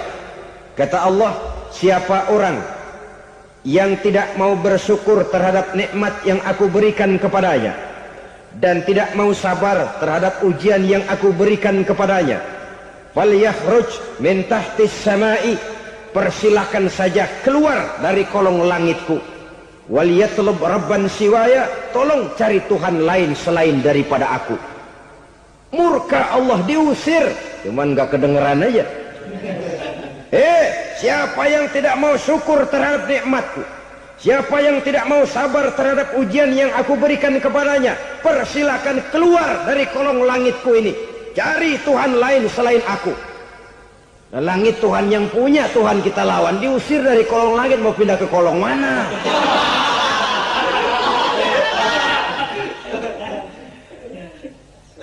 Jadi jangan merasa kufur nikmat kan enteng. Iya, kelihatannya begitu, tidak sebahaya kufur iman. Tapi kufur nikmat ini merupakan anak tangga yang kalau kita sudah mulai naik, kita akan naik terus sampai kepada tingkat di mana kita mengalami kufur iman. Kalau sudah ke sana, maka akhlak kita kepada Allah terkenalah erosi, terkena polusi, hancur akhlak kepada Allah, dan itulah sumber kesengsaraan abadi. Kalau cuma kita tidak berakhlak kepada manusia, barangkali resikonya cuma kehidupan di dunia ini. Mungkin juga ada kehidupan akhirat. Tapi kalau sudah tidak berakhlak kepada Allah, dunia akhirat kita rugi dan celaka. Maka pada kesempatan ini saya mengajak, marilah jaga baik-baik akhlak kita kepada Allah. Satu kali kita bertauhid, sampai mati kita bertauhid. Satu kali la ilaha illallah, jangan tergelincir lagi kita keluar daripada kalimat itu. Satu kali kita bertuhankan Allah, jangan bertuhan yang lain selain daripada Allah. Jangan sekutukan Allah, jangan samakan Allah dengan sesuatu, jangan mengangkat yang lain sama agungnya dengan Allah. Sebab dengan demikian kita seolah-olah sudah mengotori akhlak kita kepada Allah subhanahu wa ta'ala. Ini berat, saudara-saudara. Ini tidak ringan. Kadang-kadang saya katakan tadi, masalah ekonomi. Kadang-kadang persaingan hidup yang makin tajam, di tengah lapangan kerja yang makin sulit, di tengah orang banyak potong kompas. Kalau berpatokan kepada nilai tauhid, la ilaha illallah, tidak ada Tuhan selain Allah, maka saya tidak akan takut kecuali hanya kepada Allah. Saya tidak akan menggantungkan hidup kecuali hanya kepada Allah. Saya tidak akan minta rezeki kecuali hanya kepada Allah. Kadang-kadang situasi yang nekat membuat kita kehilangan keseimbangan, kehilangan pertimbangan, picik pandangan. Akibatnya kita merusak akhlak kepada Allah Subhanahu wa ta'ala. Ironinya kan orang sekarang kalau ditanya, lu nyolong ya? Iya. Kok berani? Emang. Lu nggak tahu Tuhan lihat? Tahu. Kok nyolong juga? Biarin. Kalau Tuhan mah lihat jangan gak ribut. Nggak ribut katanya. Kalau orang lihat, 2 orang saja tahu, geger kelurahan. Ini kan sudah mendustai dirinya sendiri, sudah merusak akhlaknya kepada Allah Subhanahu wa ta'ala. Tuhan nggak ribut katanya. Saudara hadirin yang saya hormati, jadi oleh karenanya akhlak kita kepada Allah merupakan basis daripada kehidupan beragama. Kalau itu sudah mulai rapuh, mulai terkena erosi dan polusi, mulai rusak, dikhawatirkan nanti nilai ibadah kita kepada Allah juga akan turut ambruk karenanya. Saudara-saudara kaum muslimin rahimakumullah, tugas yang kedua memperbaiki akhlak manusia kepada sesama manusia. Kita tahu Islam sesuai dengan namanya adalah agama damai. Maka akhlak manusia kepada sesama manusia menempati porsi yang penting dalam kehidupan beragama. Bagaimana seorang muslim bergaul, bertata krama terhadap sesama manusia. Mari kita lihat lebih jauh persoalannya. Untuk memudahkan pembicaraan dari kacamata agama, kita kelompokkan saja manusia itu dalam 2. Pertama yang seiman dan yang kedua yang tidak seiman. Yang tidak seiman itu kita sebut saja kufur atau kafir. Nah, kepada yang kafir pun kita diajarkan untuk berakhlak. Apalagi kepada yang memang nyata-nyata seiman, sekeyakinan, seakidah.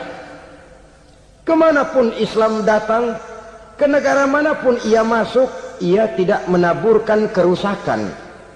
Jadi tidak benar kalau orang pernah itu menggambarkan, saking sentimennya seorang orientalis pernah menggambarkan Nabi Muhammad di tangan kirinya Quran, di tangan kanannya pedang. Menggambarkan seolah-olah Islam dikembangkan dengan kekerasan. Sebenarnya tidak sama sekali.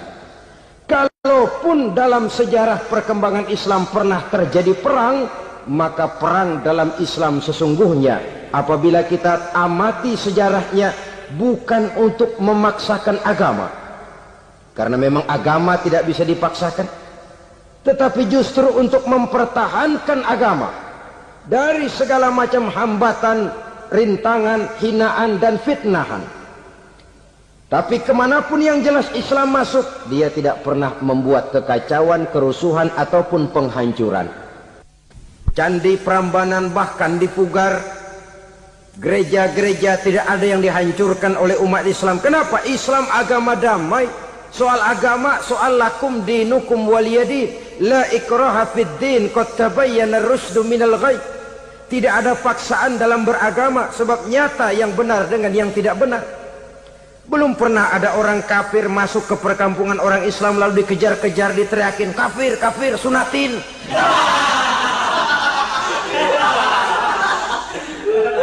Belum pernah. Kenapa? Islam menghormati orang lain agama. Nah, yang kafir ini macam-macam saudara. Ada kafir harbi. Nah, ini kafir kerok. Ini kafir yang nyata-nyata memproklamirkan permusuhan kepada umat Islam. Nyata-nyata mengganggu ketenangan umat Islam. Kafir yang seperti ini yang boleh diperangi. Misalnya kita mau sembahyang Jumat dijagain, nggak boleh sembahyang Jumat, getok palanya. Kafir harbi artinya tantangan perang datang dari mereka, bukan kita yang mulai, mereka yang buka front. Prinsipnya umat Islam tidak boleh mencari-cari musuh, tapi pun tidak boleh lari kalau ketemu musuh. Musuh jangan dicari, ketemu jangan lari. Karena itu kesan seolah-olah umat Islam ini teroris, umat Islam ini destroyer, umat Islam ini sering menimbulkan keonaran, kerusakan. Sungguh satu fitnahan yang sangat keji. Umat Islam adalah umat yang cinta damai. Islam di masa perkembangannya masuki Eropa melalui Selat Gibraltar, Jabal Tariq, memasuki Spanyol. Islam tidak pernah meruntuhkan gereja, Islam tidak pernah membunuh orang-orang Nasrani. Bahkan Islam mewariskan peradaban dan kebudayaan yang begitu tinggi nilainya di bidang ilmu pengetahuan. Sampai ketika itu Barat banyak mengkaji ilmu pengetahuan dari dunia Islam. Buku-buku berbahasa Arab diterjemahkan ke bahasa Yunani, dipelajari oleh para cendekiawan di negeri Barat sana. Mereka mengambil manfaat yang banyak dari masuknya Islam ke Eropa.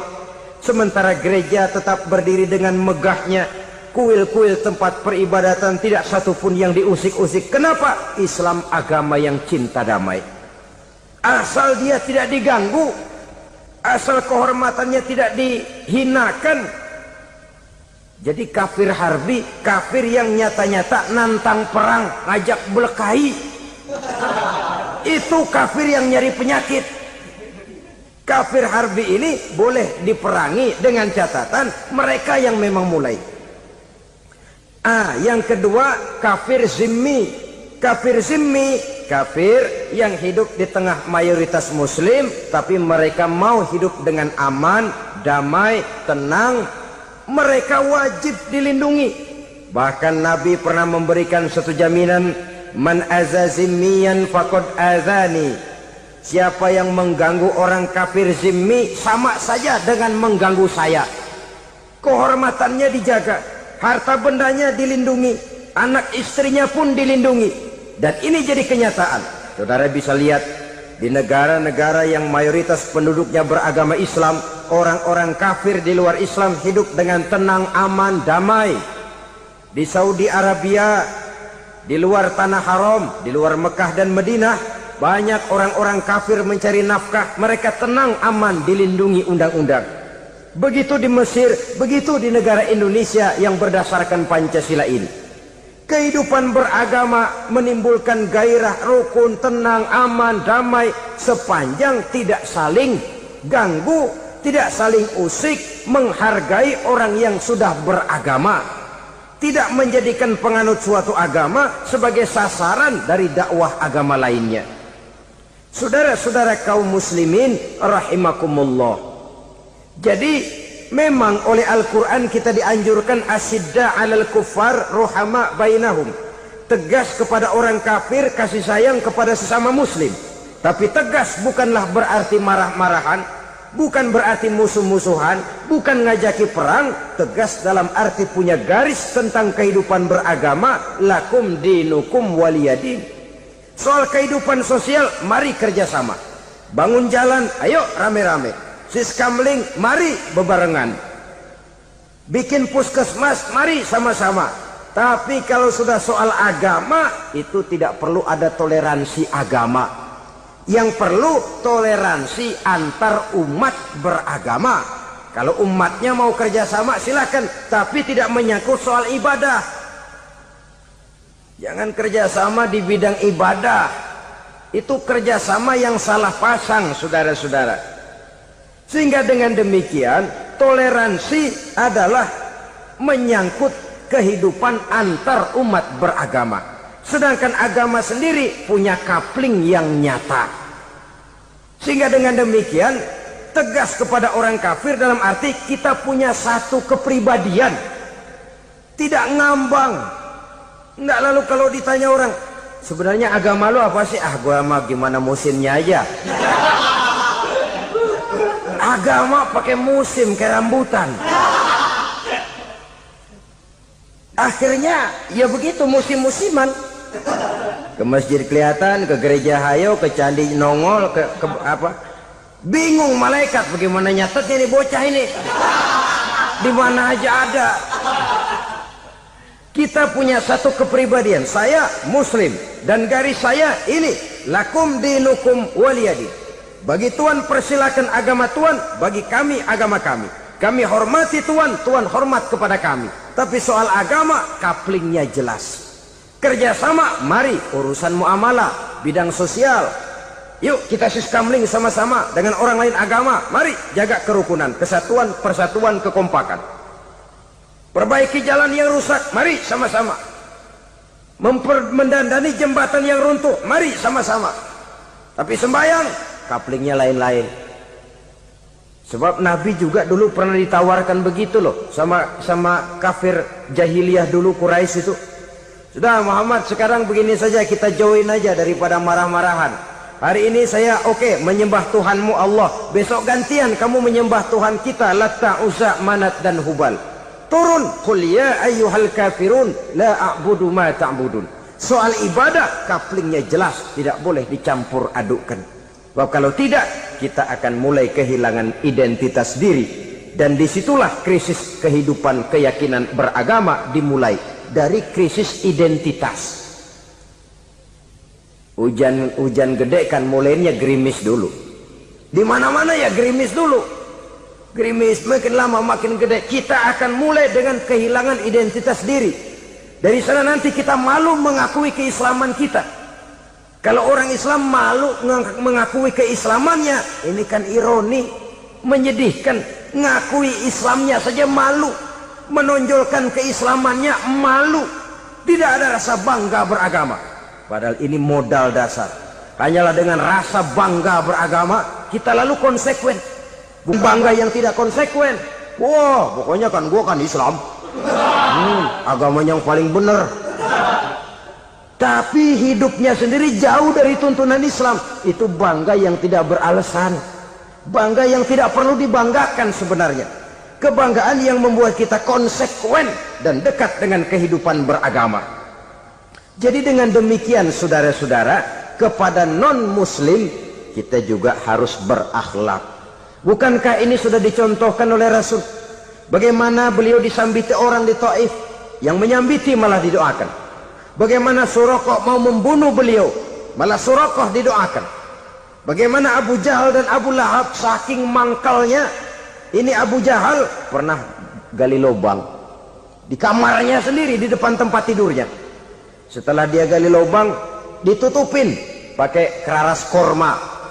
Lalu dia tarik selimut, belagak meriang. Dia pesan pesuruhnya, bilangin Muhammad encangnya meriang. Pamannya sakit, minta ditengokin. Nabi dengan segala husnuzonnya berangkat nengokin. Abu Jahal dari balik selimut ngintip. Itu dia Muhammad, itu dia tuh. Dia tuh, masuk Dani, masuk. Mulai di jalan, senang Abu Jahal. Terus. Begitu ke pelosok, masuk ke lubang, gue pendem terus lalu. Memang niatnya mau mencelakakan Nabi.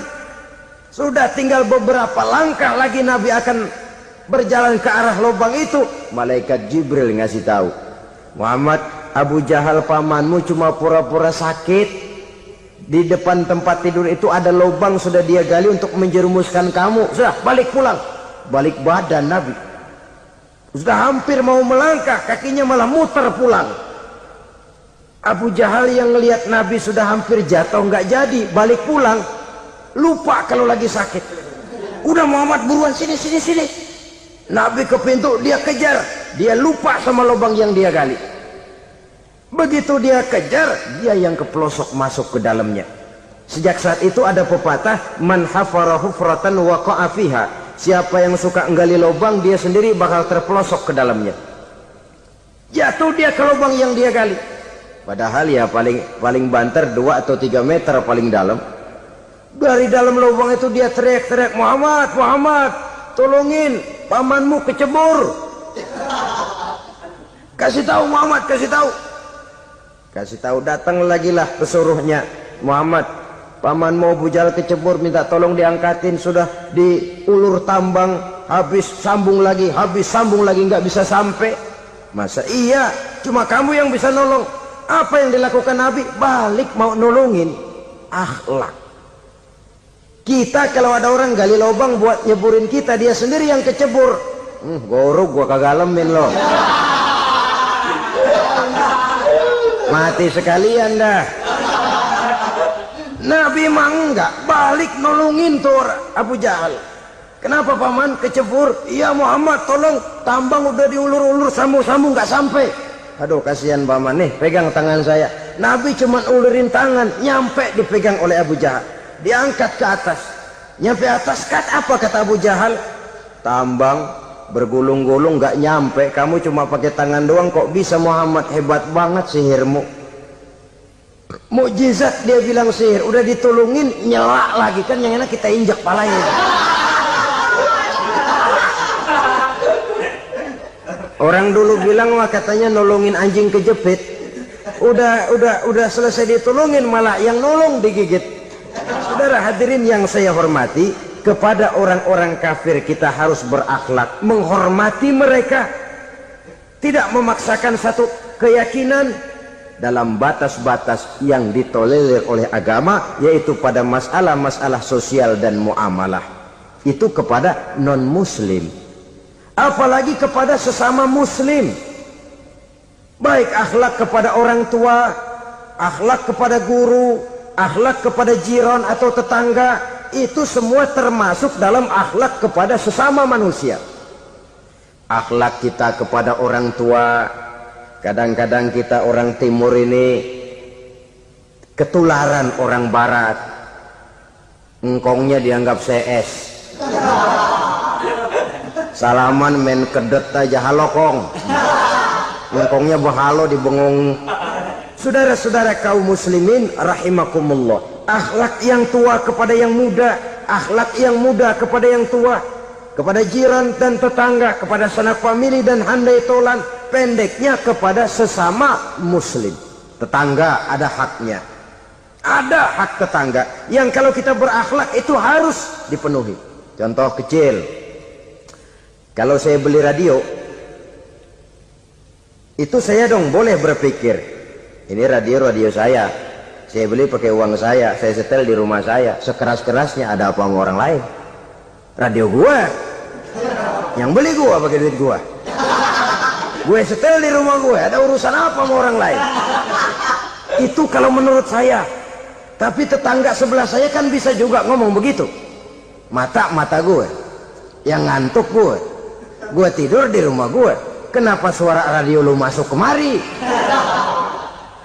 Ketika itulah lalu kebebasan saya nyetel radio dibatasi oleh kebebasan tetangga saya yang mau tidur. Ini sudah akhlak namanya. Umpamanya lagi ada Nabi ajarkan, iza tobakhta maraqatan fa'akthir ma'aha wa ta'ahad jiranaka. Kalau kamu masak sayur, banyakin kuahnya, bagiin tetangga kamu. Bukan bagiannya itu yang jadi soal, tapi akhlak kepada tetangga. Udah tahu tetangganya kelaparan, diseksa, goreng ikan asin, se-RW baunya ngayap, kembang kempis orang nungguin. Saudara hadirin ma'asyiral muslimin rahimakumullah. Jadi dengan demikian, kalau sudah kembali kepada orang-orang yang nilai imannya sama dengan kita, apapun organisasinya, apapun baju yang mereka pakai, kaos yang mereka pakai, jaket yang mereka pakai, kalau sudah seakidah, seiman, jaga akhlak kita. Pendapat boleh berbeda, kaos boleh tidak sama, jaket boleh beraneka warna, bendera boleh beragam-ragam, tapi ukhuwah Islamiyah ini utamakan. Adalah lebih baik mencari persamaan dalam kehidupan dan bukan memperbesar perbedaan. Hanyalah dengan mengembangkan nilai-nilai akhlak semacam ini, toleransi tidak hanya diperlukan kepada yang non-muslim, kepada sesama muslim pun toleransi. Artinya apa? Jangan memponis amalan orang lain. yang usolli, yang tidak usolli, berjalanlah menurut keyakinannya masing-masing. Jangan lalu memponis, itu namanya nggak toleransi. Kamu nggak pakai usolli ya? Enggak. Brengsek. Kamu pakai usolli ya? Iya. Bid'ah. Lah dua-duanya kagak yang bener. Kalau yang sembahyang kagak bener, bagaimana yang kagak sembahyang? Apa itu yang bener? Toleransi, setuju dengan perbedaan pendapat, jangan memponis amalan orang lain. Karena kita hanya beramal, hak menerima adalah Allah Subhanahu wa ta'ala. Jangan sebentar-bentar mencap bid'ah, dolalah, finnar, neraka. Kayaknya neraka kapling orang tuanya kali. Gampang bener masukin orang ke neraka. Kita kadang-kadang bisa toleransi dengan orang luar, tapi kepada sesama muslim toleransi tidak sanggup kita adakan. Mengklaim merasa kita yang benar, orang lain salah semua, itu tidak toleransi namanya. Mentang-mentang jadi ustadz, nih satu-satunya ustadz di sini ya, semuanya mesti ngaji kemari.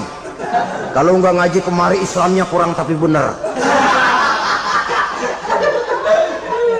Toleransi. Saudara-saudara kaum muslimin rahimakumullah, lapang dada menghargai orang yang berbeda pendapat, apalagi kalau perbedaan pendapat itu menyangkut hal-hal yang tidak prinsipil, menyangkut hal-hal yang sekunder dalam kehidupan beragama, menyangkut masalah-masalah yang dalam bahasa fikih disebut soal-soal furu'iyah. Tidak usah menyebabkan kita bersih tegang. Kepala sama hitam pendapat boleh berbeda dan halal. Bahkan Nabi mengatakan ikhtilafu ummati rahmatun. Perbedaan pendapat di kalangan umatku bahkan menjadi rahmah, sepanjang perbedaan pendapat itu diiringi dengan rasa toleransi. Tapi kalau sudah main baku hantam, main klaim, memponis orang lain, akhirnya timbullah keretakan. Jangan heran kadang-kadang satu masjid dua kelir. Ya soal kelir boleh kelar-kelir, boleh kelar-kelir, tapi kalau harus terlalu mencolok menyebabkan timbulnya keretakan, saya kira yang akan turun bukan lagi rahmah tapi bala. Bala akan menimpa kita, jatuh kita menjadi umat yang lemah. Oleh karena di antara kita sendiri, sesama kita tidak pandai bertoleransi, tidak lapang dada. Ada anak muda kelihatannya mau majuan dikit, yang tua curiga. Nih kalau dia maju pasaran gua bangkrut dong nih. Lalu ditekan tuh anak ditekan melejit. Kadang-kadang yang tua maksudnya baik, mau memelihara, yang muda salah terima.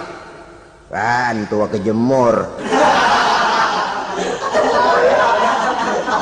Dari dulu sampai sekarang gitu-gitu doang. Anak kemajuannya. Padahal yang tua barangkali maksudnya juga baik, mau memelihara. Sebenarnya kalau kita bisa mencoba mencari titik temu dengan alur komunikasi, tidak merasa diri yang paling benar, tapi toleransi, boyak menerima pendapat orang lain, setidaknya mau mendengar omongan orang. Yang susah kalau udah kena penyakit, nggak mau ngerti omongan orang, nggak mau nerima pendapat orang. Kodok di kolong tempayan, cukeng kayu asem, asal ijo udah ijo aja ijo dah. Nggak ngerti omongan orang, yang kayak begini yang orang jadi kesandung. Oleh karena itu saudara-saudara, alangkah nikmatnya kehidupan ini apabila kita menyadari kita ini ummatan wahidah, satu umat yang satu, yang diikat dengan akidah. Kalau kepada yang non muslim saja kita diajarkan untuk berakhlak, apatah lagi kepada yang seiman, seakidah, sekeyakinan. Wajarkah perbedaan pendapat yang kecil-kecil lalu menyebabkan kita bertolak belakang, cerai-berai, centang perenang? Bila bertemu di jalan yang satu menyisih ke kiri, yang lain menyingkir ke kanan. Kalaupun juga bercampur di tengah kumpulan orang banyak, persis air dengan minyak. Yang atu melengos, yang atu madep mojok. Orang lain senyum, dia mau pada manyun. Saudara-saudara kaum muslimin rahimakumullah, realita ini walaupun tidak enak, pahit, tapi masih hidup di sebagian masyarakat kita. Ini yang perlu kita atasi. Soal toleransi kepada orang lain, sejarah sudah membuktikan. Mari kita jangan cuma bisa mengajak orang lain, umat lain untuk bertoleransi dengan kita, tapi kepada sesama kita. Toleransi ini perlu kita tegakkan, perlu kita bina, terutama di dalam kita menuju bentuk ideal daripada konsep ukhuwah Islamiyah ini, yang memang selalu kita akan cari bentuk-bentuk idealnya sejalan dengan perkembangan situasi dan kondisi yang dihadapi oleh umat. Perbedaan organisasi, perbedaan kepentingan organisasi tidak seharusnya menyebabkan kita merasa meremehkan orang lain dan mengangkat diri, mengklaim diri sebagai yang ter. Jadi dengan demikian, apabila yang pertama tadi akhlak kepada Allah dinamakan hablum minallah, maka yang kedua ini merupakan hablum minan nas. Jikalau baik akhlak kita kepada Allah, baik akhlak kita kepada manusia, nikmat rasanya menjalani kehidupan. Kadang-kadang orang akhlaknya kepada manusia baik, tapi kepada Allah tidak baik. Hormat sama yang tua, menyayangi yang muda, sama tetangga rukun, tapi sama Tuhan nggak mau sujud. Ini baik kepada manusia, tapi tidak berakhlak kepada Allah. Atau sebaliknya, sujudnya sama Allah mah tekun, bener, khusyuk, bahasanya juga fasih, luar biasa. Tapi sama manusia sombong, takabur, ujub, merasanya dia doang yang paling benar. Sebab iblis itu ya, itu kadang-kadang datang lewat hati, dan memang selalu markasnya di situ. Kalau dia tidak bisa menggoda kita dengan yang lain, dia tumbuhkan sifat ujub. Dia bisikin, wah memang di kampung ini yang paling banyak ibadahnya ente, yang lain mana, lihat tuh kerocok semua. Lalu di hati orang itu tertanam sifat iya ya. Nah, tatkala iya ya, dia sudah terkena serangan iblis. Akhirnya apa? Orang lain diremehin. Asalnya kagak mau sembahyang ya diajak salaman, udah najis aja dah. Ketemu juga mukanya ditekuk 4. Akhirnya bukan ngajak, malah ngenyek, ngina.